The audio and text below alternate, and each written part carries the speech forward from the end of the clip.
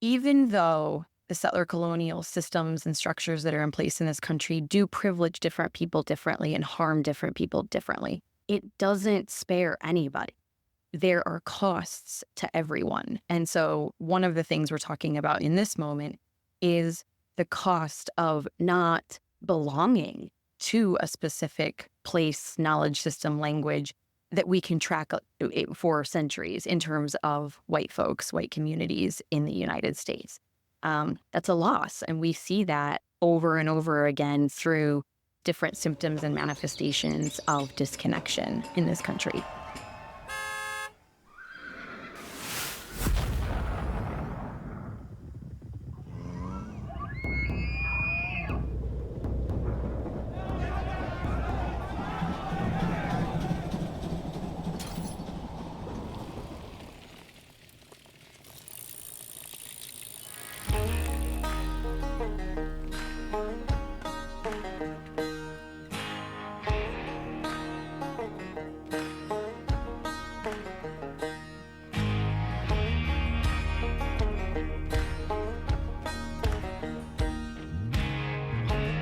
You're listening to The Underview, an exploration in the shaping of our place.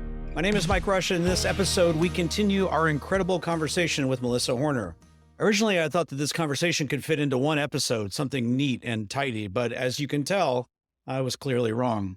When we step back from our region to ask the deeper questions about the influences that shaped Northwest Arkansas, it quickly becomes evident that understanding this place requires understanding how it fits into the story of Arkansas. But we also have to understand how Arkansas fits into the story of the United States, and then how the story of the United States fits into our larger global history. If you've been listening for a while, or if you go back to my very first episode of The Underview, The Invitation, you know that this place is unique in many, many ways. It is layered with the full complexity of the American story: Indigenous presence and forced removal, the Civil War and its lasting divisions, the expansion of railroads that reshaped the region, the development of agriculture and poultry farming, and the urbanization driven by commerce, migration, and global capitalism. So we zoomed way out for a moment, not to get lost in abstraction, but to establish the necessary context for understanding the shaping of this place.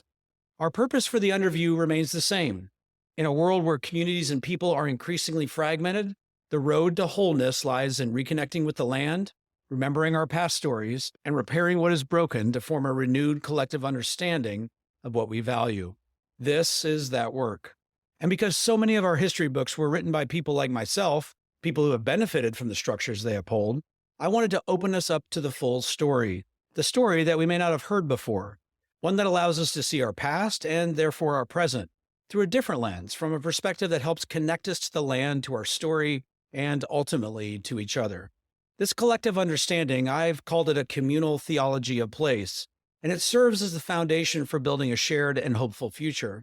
Melissa's work helps us get there. It also provides a framework for understanding our connection to the broader story of this nation, one that, in this moment, if I'm honest, feels as disconnected from itself as I have ever known. And so this is part 2 of our conversation, and today's episode is rooted in the question: what is the impact of settler colonialism, this ideology founded in the doctrine of discovery? And one more note before we begin. Melissa and I had this conversation both before and after the November election. You will hear references to what was happening at the time that is still very relevant today, and some assumptions about what could happen based on the results. I do step in a couple times with updates and reflections on where we are today that I think are relevant. All right, let's jump back into part 2 of this conversation with Melissa Horner and examine the impact of settler colonialism in the United States. We've got a lot to cover, and I'm anxious to get started. All right, well, I have the opportunity to sit back down again with Melissa Horner to talk through really part 2 of our conversation that relates to understanding of settler colonialism here in the United States and the impact of that. And Melissa, thank you again for your time. It's great to sit back down with you again today. And yeah, thanks for being here. I appreciate it. Yeah, thanks, Mike. It's great to be back, and I'm really excited to keep diving into this conversation that we started last time. I am too. I feel like I walked away from our conversation. I've listened to it probably 4 or 5 times, and every time it becomes this opportunity to really just think through the framework of our culture, of our country, of our state in ways that, yeah, you've really opened up and expanded how I can think about these things. So I'm incredibly grateful.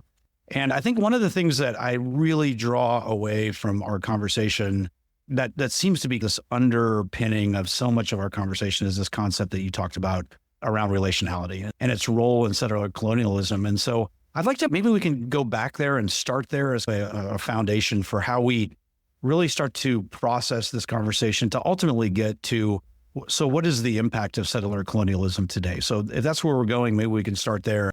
So when we talk about this idea of relationality, when we think about Indigenous communities and that concept, maybe versus Western or European cultures, can you help me understand how these two things are connected or disconnected, or maybe are completely different understandings of how we approach the world around us? Yeah. I mean, I think this is really important, how you say, to really understand some of the foundational basis of settler colonialism comes down to really differing understandings of relationships. And there are hundreds unique Indigenous worldviews that have always existed on this continent. And most of them are connected to particular languages, cultural practices, and rooted in specific places. And at the same time, some principles of relationality are held commonly across many of those hundreds of Indigenous nations, peoples, groups. And so a lot of Indigenous understandings of relationality describe these interdependent relationships between plants, animals, land, the cosmos, humans across time. So that means I'm in relationship to all those things in the past, as well as in the present, as well as in the future.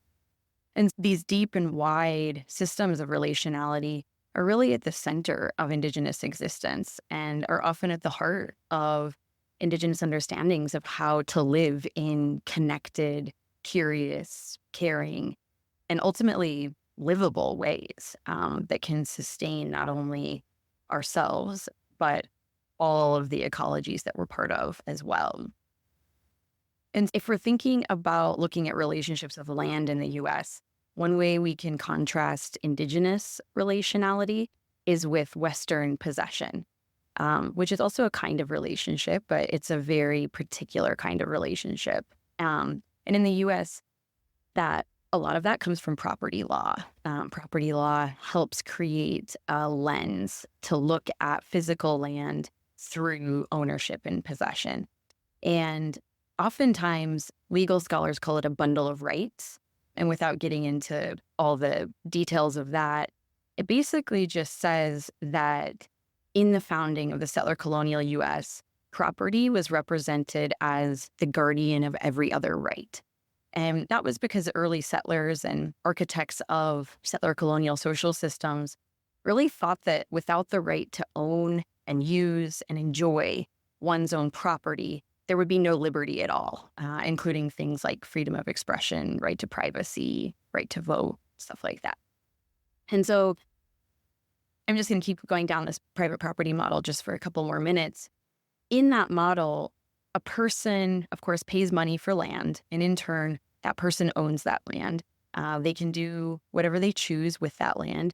And then they legally receive sort of social and cultural advantages and clout even of being a landowner. That's a really important thing in the settler colonial US.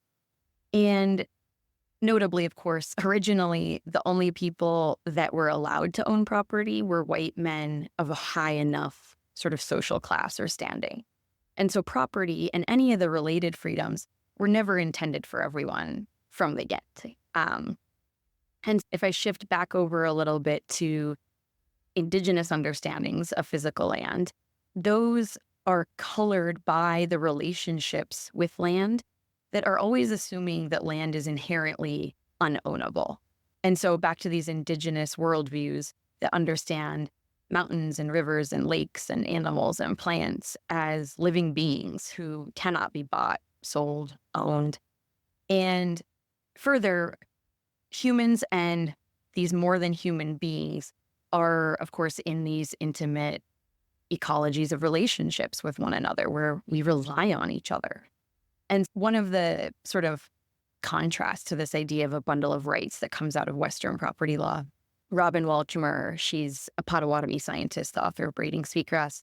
She talks about Indigenous relationships to land as a bundle of responsibilities, meaning that the relationships between humans and land actually create responsibilities that those beings have to one another, rather than a bundle of rights that Western property law gives to privilege the human over land and anything that's existing on the land. Kimmerer also talks about this idea of how we approach land depends on what we believe land means. And so she talks about that as thinking about how understandings of land are also linked to social norms and mainstream knowledge that circulate in any given society that work to infuse meaning into land and create laws about land. And so I really like some of her work because some of these questions that she raises ask what kinds of legal shifts, relational shifts might take place if dominant approaches to land were reconsidered. If we consider land as our teacher or land as a community member rather than land as something that we own or control. And that's a really beautiful way that she renders Indigenous relationship versus the ways that Western culture have created this much more limited relationship and kind of relationality with land and place.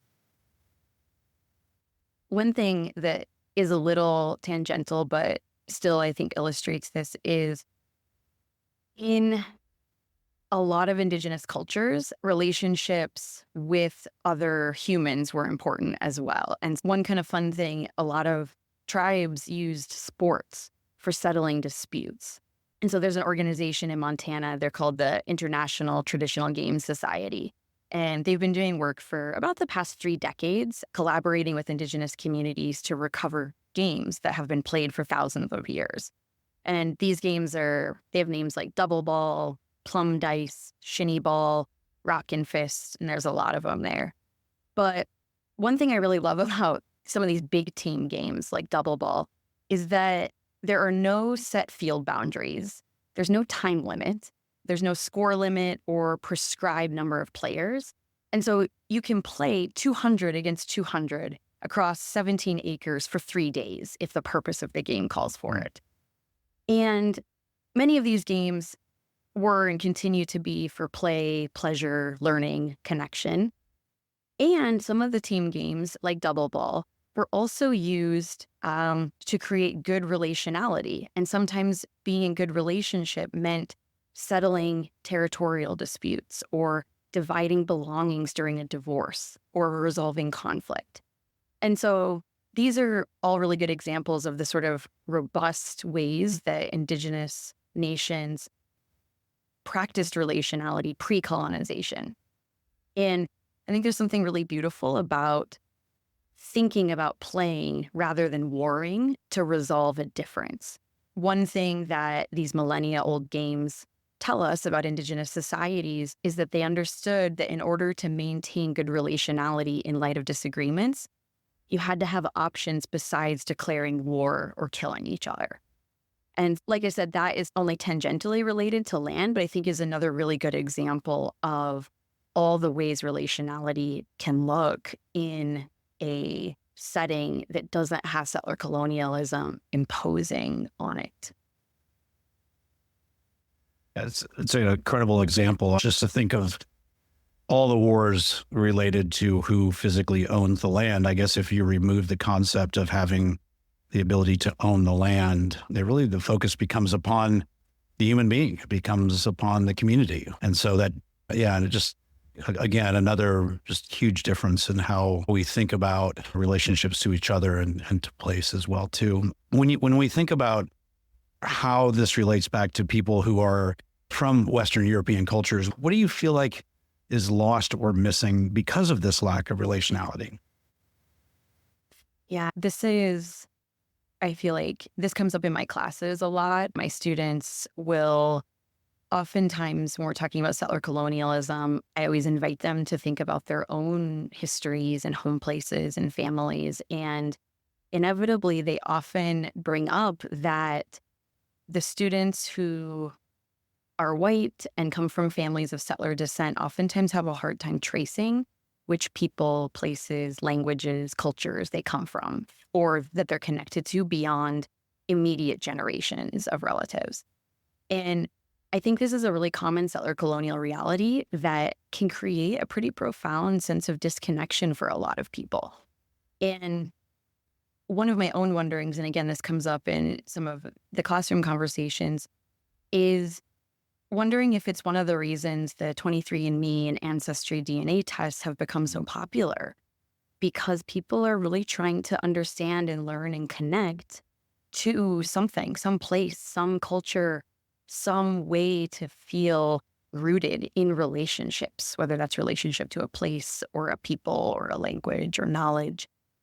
And I think on top of that, a lot of white communities also aren't very aware of the millennia long histories of the places that they call home. And so it's a kind of vacancy that lives on two levels, both in their own families and selves at times, as well as on a sort of broader historical social level. There's a author and storyteller. Her name is Laurette Savoy. She wrote a book called Trace. And that book introduced me to this concept of a palimpsest.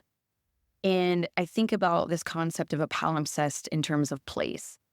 And when applied to place, I understand it as the remnants of one history and story showing through beneath the account of another history and story. And so learning this word has helped me really realize the placemaking process that is always and has always been happening variously across time and space and groups and individuals, even when it's the same place that's being made. And when I think about my home place, for instance, and the places that I have visited or lived, I try to capture the layers of how a particular place can be made in present day. And knowing that a palimpsest contains historical and futuristic layers as well. And that sort of has helped me feel reconnected, even though I do have a lot of knowledge about who my people are. And so that's one thing, again, that a lot of white students in my classes, we talk about how then to feel connected, how to reconnect. And if you're going to reconnect, what are you reconnecting to? And if you don't have that knowledge, what are ways that you can seek it responsibly? And one sort of example of this, a couple semesters ago, I had a student who identified as Italian. That's how he was identifying. And he had a lot of epiphanies in my class about that didn't feel quite right to him anymore, because what he realized is that he has never been to the country of Italy, say. He doesn't speak the Italian language. He doesn't vote in Italian political systems. And so it did feel important to him to maintain that he knows about his descendants, that he knows that he is a descendant of Italians who came from Italy to the United States. But he really started leaning into what it means to be Italian American and really understanding how that's place-based, how that has been created because of migration and movement and colonialism. And so he wrote a whole paper on this by the end of the semester. But that was one version of a student who did identify as white, started identifying as Italian, and then it shifted as he learned more about his own connection and reconnection to place and people. Yeah, you use this term vacancy. And I think in listening to our conversation, and this is maybe more of a question than a statement, I'd love to understand in this idea of settler colonialism, or this ideology, one of the components that you talked about is the removal of Indigenous people from land. But what I hear today also is this vacancy that seems to emerge, this disconnect from place within those that are practicing settler colonialism or from that colonial past. And I'm curious if that kind of sets the stage for just this almost like this kind of full circle that today we inherit this displacement or this vacancy or this belonging, and that, for lack of better words, the machine that has been working for centuries has now coming full circle. It feels, and maybe I'm speaking of my own story or my own life, but this idea of wanting to reconnect back to belonging, or the 23andMe or the ancestry DNA, that what white communities, colonial European communities have been practicing has now come full circle to be an impact and disconnecting from themselves as well too. So I don't know if that's a fair assessment. I also want to be very careful. The European white descendants are not the victim in this space, right? But it feels like this object of settler colonialism is going to be working within this perpetual cycle of how that works today. I don't know. You're welcome to blow that out of the water, but I'm curious, just, am I thinking about that in the right way? Yeah, I think that was beautifully articulated. The thing that I would take out of that is really important is that settler colonialism spares no one. Mm-hmm. Even though the settler colonial systems and structures that are in place in this country do privilege different people differently and harm different people differently. That is absolutely true. And it doesn't spare anybody. And so there are costs to everyone. And so one of the things we're talking about in this moment is the cost of not belonging to a specific place, knowledge system, language that we can track for centuries in terms of white folks, white communities in the United States. That's a loss. And we see that over and over again through these different symptoms and manifestations of disconnection in this country.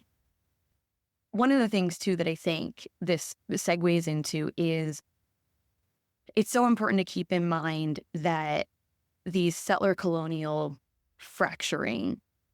the fracturings that have happened in this country as a result of colonization, it is experienced differently by different people. And if we just think across a few different groups, Indigenous people, settlers, immigrants, refugees, arrivants, all these folks have different experiences of their origin stories on these lands. And the cleaving of relationships to place that has happened over time differently for all of these different groups of people. And then even more minutely within these groups of people in all of the diversity that exists within them. And so, for example, just to extend this a little bit, most Black families and communities, specifically African-American folks in the U.S., haven't been here as long as white settlers. And their coming to story is a lot different. I just used this word a second ago, so I'll hover on it. Some scholars use the term arrivant, which is helpful to understand one slice of this history. An arrivant is a person who is of African descent who arrived to this continent through force and coercion through settler colonial systems. And so we know that many Black folks were taken by force from the African continent, enslaved, and made to participate in the existing settler colonial society in the U.S. under slavery practices. And so Black folks' relationship with this place and the place they and their families originally came from are different from settler relationships and different from Indigenous relationships on this continent. And all these relationships are always overlapping and related. And I always resist thinking about these histories and experiences in isolation, because if we start to do that, it becomes impossible to work together and across experiences, even though there is value, of course, on hovering on the uniqueness of each of these. So to make this just a tiny bit more concrete, one thing that I often think about, and there's so many brilliant people out there that are writing books about this and really that I've learned a lot from, thinking about discourse, say, of 40 acres and a mule, and the broader conversation about reparations for Black communities in the United States. If we focus on that, but forget to remember Indigenous dispossession of land, then we run the risk of reaffirming the same kind of settler claims to lands, but through Black communities rather than white. Alternatively, if we become too focused on Indigenous belonging to land and Indigenous sovereignty, but forget to remember the presence of formerly enslaved people and the agency they and their ancestors have always had, then we run the risk of denying the connections those folks and their descendants have to land and place. And so All this is just to say that settler colonialism is always trying to separate and fracture. And so one good tool we have is to keep making connections within, across, between groups and experiences within this sort of settler colonial beast that has been attempting to keep us apart, really. Melissa, again, I feel like we're 10 minutes into this conversation and my brain is full because I think how this settler colonialism spares no one. I hear as you talk through this, how it's perpetuated even to communities who had no choice in it as well too. And I'm curious, as you think about the formation of the United States and you think about industrial versus agricultural communities, for example, North versus South, if we want to put it into that relationship, are there differences, or how do we think about maybe potentially differences within geographic regions of the United States as well too? Yeah, I think this is really connected to this sort of building conversation.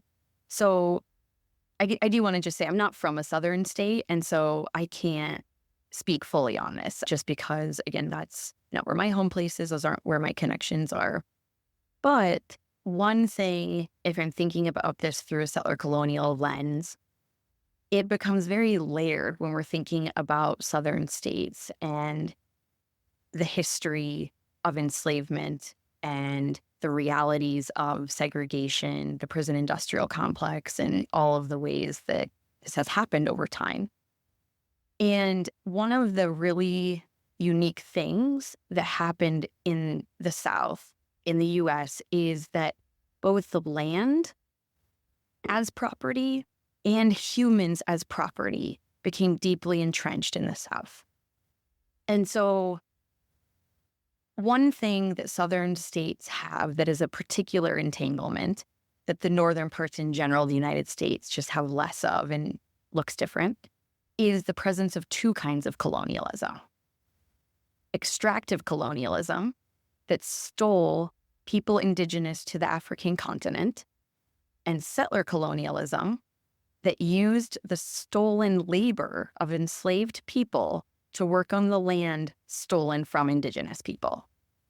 And with that, we have intersections of historic and ongoing anti-Black racism, economy that was built on two forms of theft, and a lot of divisions between Native nations, Black folks, and white communities in the South as a result of this really gnarly entanglement of these two kinds of property and these two kinds of colonialism. You have much better answers than I have questions to this. No, So I don't believe that. But no, I'm like, I just like you're exploding even the framework that I bring to it about how these all work together. I've tried really hard to try to get my head around this and still coming up way woefully, which is why you're here to help us unpack this. So this could take us down a whole lot of different paths: extractive colonialism, settler colonialism, the layering on top of each other, the fact that it's sparing no one has, as we've talked about, allowed this system and allowed this, I call it ideology and this framework to just perpetuate itself over hundreds and hundreds of years. I don't want to fast forward to today too quickly, but how after hundreds and hundreds of years of these really looping back on themselves, how do we arrive at today? How do we think about settler colonialism in the U.S. today? Can you bring us to today? Is it fair to even ask that question? yeah, absolutely. I think this is what a lot of my work is about, is how do we find it today? What does it look like? What does it sound like? What does it smell like? Where does it live? All these kinds of things. And one thing that we can always use to bridge how settler colonialism looked in the past versus how it looks today, for instance, is that land always has been and continues to be the basis of settler colonialism. So anything that has to do with land, you will find at least two things. The first is the erasure of the indigenous people and their knowledge systems, who always and still have a relationship with any given lands. And the second thing is an imposition of settler colonial ways of treating or being with or deciding what to do with said land. So to make this more specific, land grant universities are a good example of this. I believe University of Arkansas is the land grant Yeah, institution. that's correct. Yeah. And if we think about even the phrase land grant university, that phrase is often made to seem ordinary and unremarkable. But whose land was granted and how did that happen?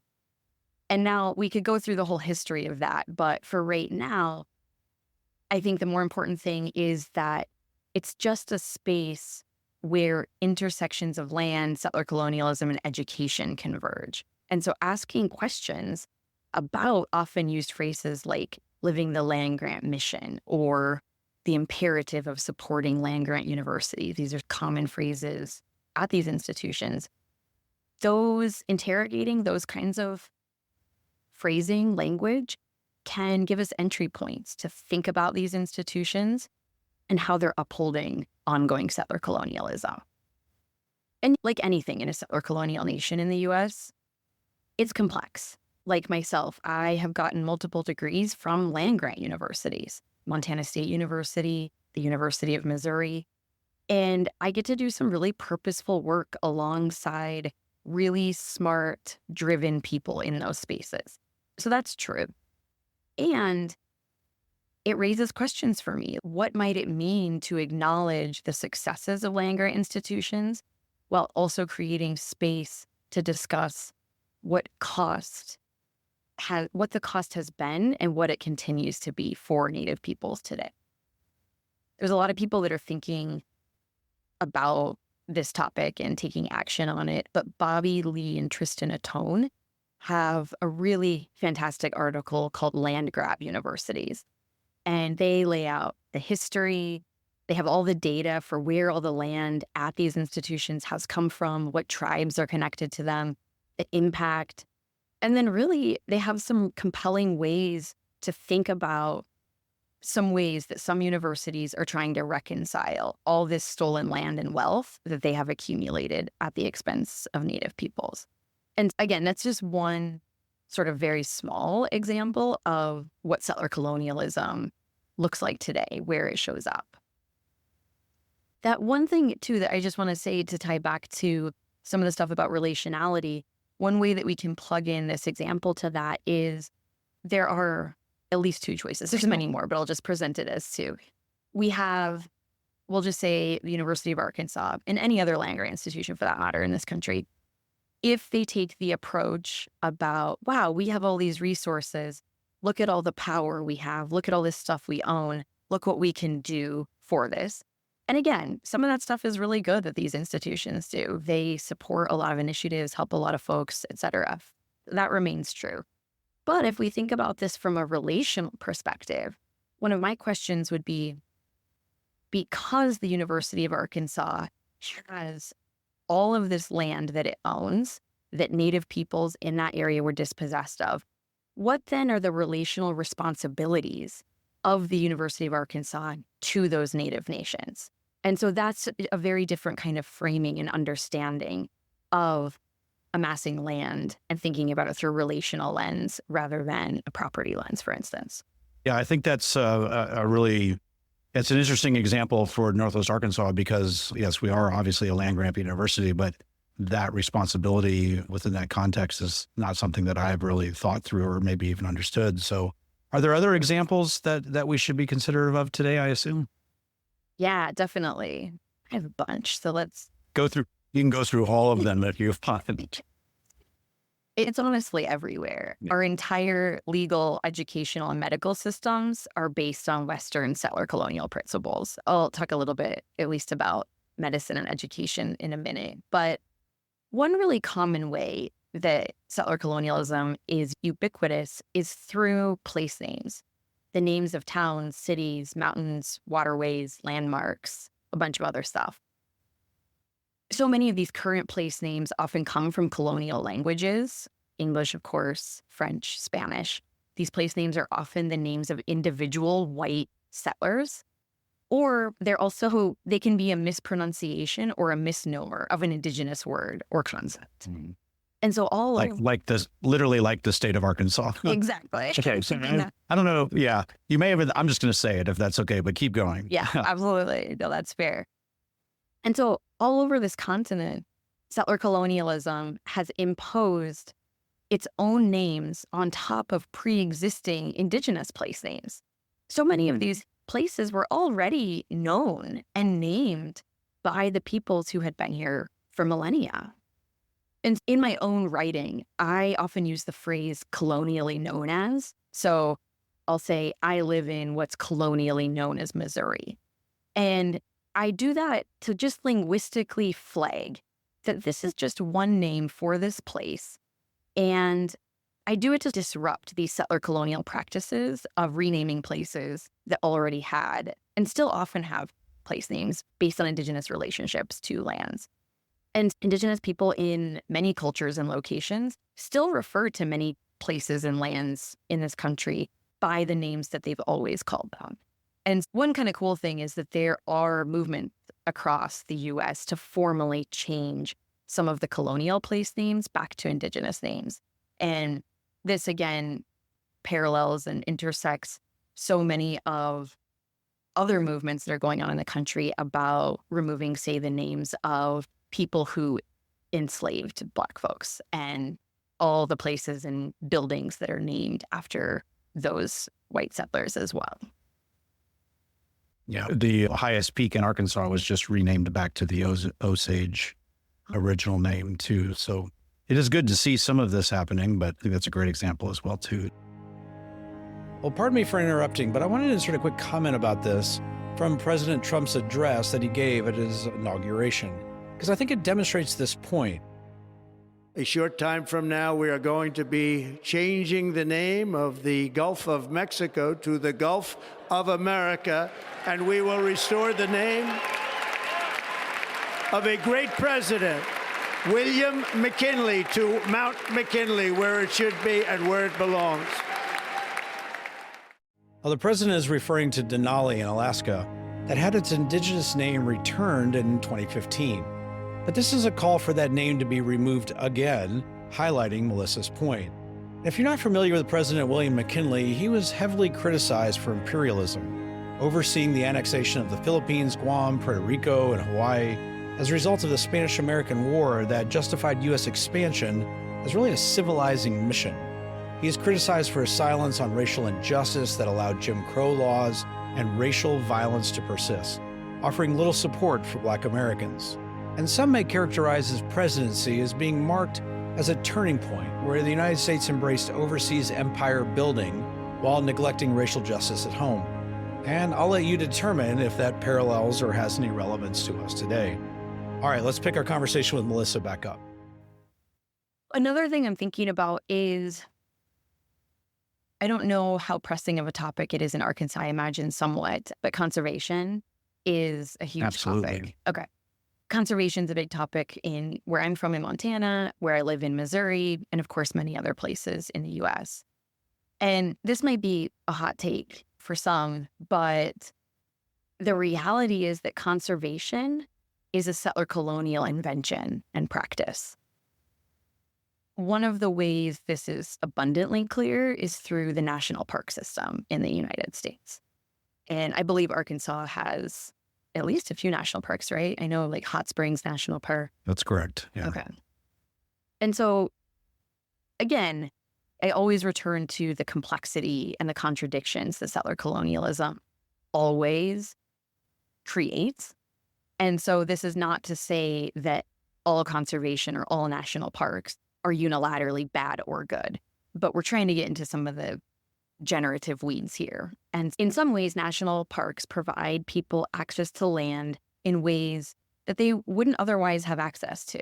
And so that's really helpful. And that brings a lot of connection, a lot of awe, many things to a lot of people's lives. And these national parks are stewarded with certain principles in mind that have accomplished some good, of course. But if we lean just a little bit more deeply into the concept of national parks, some really interesting things start to bubble to the top. So John Muir is often called the father of conservation. And he really went hard for the establishment of national parks. He once described this continent as a garden that was favored above all the other wild parks and gardens of the globe. I think that's a pretty direct quote. And so we get that perspective. But then we have other perspectives. David Troyer is a journalist. He's a Ojibwe. He's a great article in The Atlantic called Return the National Parks to the Tribes. And it's just this sweeping, beautiful article. But one of the things that he writes about is how the North American continent has not been a wilderness for at least 15,000 years. Many of the landscapes that became national parks had been shaped by Native people for millennia. You get these great forests on the eastern seaboard that looked really plentiful to white settlers because Native nations had always strategically burned them to increase forage for moose, caribou, deer, etc. You get the Yosemite Valley. That landscape was tended by Native peoples. The black oaks in the area were cultivated by the local tribes. In this Troyer article in The Atlantic, he has some quote, this isn't verbatim, but it's going to be close. He says the idea of a virgin American wilderness, some sort of Eden that's been untouched by humans, is an illusion. And it's an illusion because of the process of elimination of Native peoples from all of these lands. Physical removal, because many parks were created only after Native peoples were removed forcibly, sometimes by an army that was invading, other times through treaties that Native people were forced to sign under duress. And also the removal of the Indigenous history and knowledge connected to those places, how we've been circling back to in this conversation. And to bring this to, I'm always asking questions of these examples myself. And so if we think about conservation as an example of ongoing settler colonialism, I would ask questions about national parks like how many national park signs offer information about the millennia-long and ongoing relationships Native nations have with the land that make up any given park. How often do we see the tribes who are the original inhabitants of these national parks sit in positions of power and make decisions about the care and stewardship of these parks? And so those are important questions because they help us dissolve some of the hardness of settler colonialism and allow us, again, to see ways and possibilities that could be different, I think. Thank you. Arkansas is 95% privately owned, is what we're told. But the national park system, our Buffalo National River, one of the only national rivers in the country, is something that is very near and dear to a lot of people here. And so I think this concept of how settler colonialism even works into that is really helpful. I think you mentioned medical as well, too, and medical health care. And I'd love your perspective there if you have an example. Yeah, absolutely. Medicine, of course, is just a huge topic in this country. So I'm just going to take a slice of it. And I'll start with pre-settler colonialism. Medicine existed, most coming from immeasurably diverse plant, mineral, land-based sources. Indigenous peoples didn't own these medicinal plants. The medicines that came from them were not anybody's property. And the medicine was available to people who needed it, who requested it. And to turn this into a mini story, say you have a person pre-settler colonialism who needed medicine. That person would have navigated pretty complex networks of relationships to seek health. This might be preventative medicine. This might be a medicine to treat some kind of illness this person was experiencing. But this person might have had to go to someone who knew a lot about plants, about which medicines came from which plants, how much she needed to take, what form. And she probably would have given the person guiding her to health a gift or an offering to demonstrate her gratitude. She would probably have offered the plant itself a gift for supporting her health, recognizing that plant has a lot of wisdom that humans have learned from and offering a token of gratitude for that. She wouldn't have paid the medicine person any money for helping her, and she would not have paid money for the medicine itself because the person helping her or the group of people helping her did not individually own the medicine or the knowledge they carried to guide her to health. And so back to this cleaving of relationality, settler colonialism has worked really hard to break apart the deep relationality inherent in health and medicine in the ways that Indigenous people practiced prior to colonization. And in place of this relationality, settler colonialism has created the medical industrial complex and has imposed on most people who live in the US understandings of medicine as property, of medical knowledge as individually owned by colonially certified healthcare workers, health as transactional rather than reciprocal. And so if we think about the sort of disaster of health insurance that a lot of people experience in this country. Another thing about our medical system in the US is that most of us, what most of us probably just refer to as healthcare or medicine, it's very important to recognize that in the US, these healthcare systems are nearly entirely allopathic medicine and emergency medicine, both of which are fantastic and very useful if, say, your appendix bursts and you need surgery. Then allopathic medicine, emergency medicine, that's what I want at least. And so they're really great specific types of medicine to address some acute illnesses and emergencies. But say you have chronic symptoms of an unknown cause, or say you're just trying to be healthy and well in the world. Allopathic medicine and emergency medicine are not the right kinds of medicine to address root causes and health issues, nor do they take into account holistic preventative care to keep people healthy.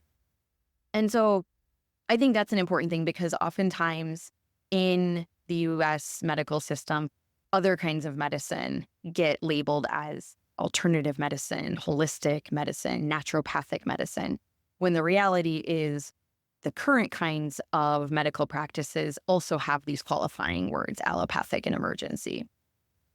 One thing that's important too about this is that outside of mainstream medicine, there still exists Native folks all over the continent who carry and share old and deep ways of supporting holistic health, treating illness, birthing practices, and being in really good relationship with a web of plants, knowledge, and medicines that remain despite settler colonialism's attempt to erase all of those ways of knowing and replace it with what we know as sort of modern medicine today.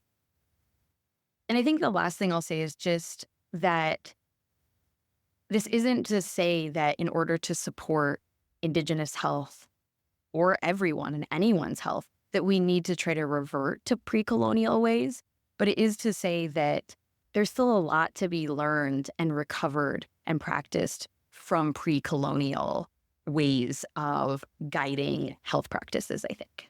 So maybe to my earlier comments, not just our rooting and our belonging, but our physical health is also really the systems of caring for that are controlled and oriented by settler colonial ideas. Maybe we'll go to the next step in our system of capitalism. Do we want to step into this? If we haven't made anybody mad yet, maybe we can seal the deal here. No, just kidding, of course. You mentioned in part one of our conversation that part of settler colonialism was to bring this idea of spreading freedom and capitalism to the United States or to this land. Help me understand, what is the connection here? Is there a connection? Can you have one without another? Are they separate things or are they tied together at the core? Yeah, this is a huge question. I really love it, and I'm going to try to do it some justice here. Okay, so we don't have time, of course, to talk about the whole project of capitalism. Right. That can be an economic system. Maybe that could be our part 47 conversation. Exactly, that's right. But I will share just a few thoughts that do tether capitalism and settler colonialism together. So I'm not going to take us back too far or get us too into the weeds, but so the economist, sociologist, Karl Marx, he developed a really well-known capitalist concept called primitive accumulation. And so Marx believed that this process is foundational to capitalism as we know it. And very briefly, primitive accumulation is a process that strives to separate the producer from the means of production. In other words, in the US, there have been colonial, historical, ongoing processes and policies that ensure separation of people from land, since a lot of means of production come from land. And so the purpose of this separation of people from land is to create a social and economic circumstance where the only thing that some people have left to sell is their labor, while other people own more properties besides their labor. So this might be they own land or they own resources of some kind. And so the way that is set up then gives the people who own their labor, of course, plus land, plus resources, it gives those people a sort of basis to exploit the people who only own their labor.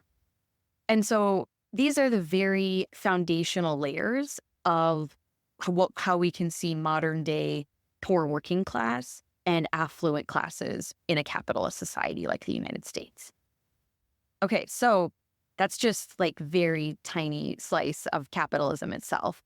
And so to bring this closer to settler colonialism, this idea and process of primitive accumulation is often driven by the state, often by governments, because governments like the United States have always been trying to figure out ways to secure economic development. That's one of their primary aims. And that's one way that we can understand the phrase, or a phrase like state-sponsored violence, because the process of primitive accumulation has often amassed land and other resources in violent, discriminatory ways. Think back to the last conversation that we had about all those ways we went through how the federal government dispossessed Native people from their lands. That is primitive accumulation, according to a capitalist economic model. So settler colonialism and capitalism are linked in those ways. And they're also linked through, I would say, mutually created systems of idea about property and what's considered ownable. Now, land is arguably the most crucial form of property to settler colonialism because it's what settlers need to make their new home in a place where people already lived. But in addition to land, the sort of settler colonialism capitalism duo also create cultural understandings and laws that have a real knack for transforming just about anything into property and things that can be possessed by individuals, corporations, etc. And so it's so common that it's rarely acknowledged at times that humans and corporations legally own and make property of plants, of food, of medicine, of animals, of ideas, of writing and research, even though none of those things are inherently property. And so we get concepts like plagiarism and intellectual property that says these ideas legally belong to me, even though I know that even all the ideas that I'm talking about here, I learned from other people and they learned from other people. And I read things and watched things and had conversations. And so that's one very specific part of capitalism is this property making process that settler colonialism has really found as a useful tool to create these circumstances of ownership and possession of so many things in this country. Yeah, Melissa, thank you. I think I know we could probably talk about that for days, and I think, but to just get a small understanding of how these concepts are connected, for me personally, is super, super helpful. I'm going to pause here for the second part of our conversation, because this conversation is so important that I think it's fair to give people a moment to take all of this in, and if needed, to take a moment before starting the third and final part of this conversation. This third part is also being released this week, so you can continue with that if you are ready. Either way, I believe it's more important to process this conversation at the pace that you need. because it will be something that we come back to in future episodes. In fact, if you're like me, I've gone back and listened to Melissa's interview 3 or 4 times, and every time I'm drawing something new from it. So when we return with part 3, we will take this conversation right up to our current time and current cultural moment. Settler colonialism impacts all of us. It's structural, it's cultural, so very few of us in the US are able to not participate in it. This is part of just barrier around white communities in general, that there's a belief system that settler colonialism doesn't apply to them in their lives and that they're exempt from it somehow. It's not just the job of Native peoples to recognize settler colonialism. Settler colonialism is not a Native problem, it is an everybody problem. The sooner folks can get a toehold in understanding the prevalence of settler colonialism, the sooner we can have a different starting point for conversations. Well, you're welcome to continue on to part 3, but it's also okay to pick it back up tomorrow if you need some time for it to all settle in. If this is a new conversation for you, I do not want to underestimate or diminish the depth of need to process Melissa's words. I have had months to process through it myself, and I still feel like I'm at the very, very beginning. If this is challenging and not sitting well, send me a message through social media or website, and let's reckon together. Please know that I'm incredibly grateful that you are still here and still willing to listen. It matters. In fact, it matters a whole lot.